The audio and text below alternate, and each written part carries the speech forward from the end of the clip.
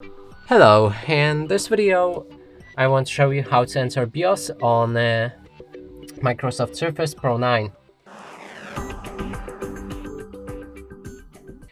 And to do this, first we'll need to identify where the volume up key is, and I think it's this one right here, so you need to click more on the left side. Now power off your tablet by going through the settings by the start and simply click on shutdown.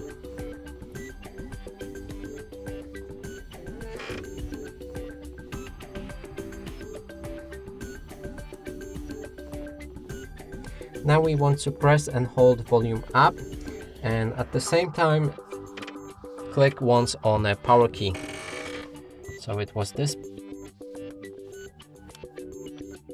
and keep holding the volume up key.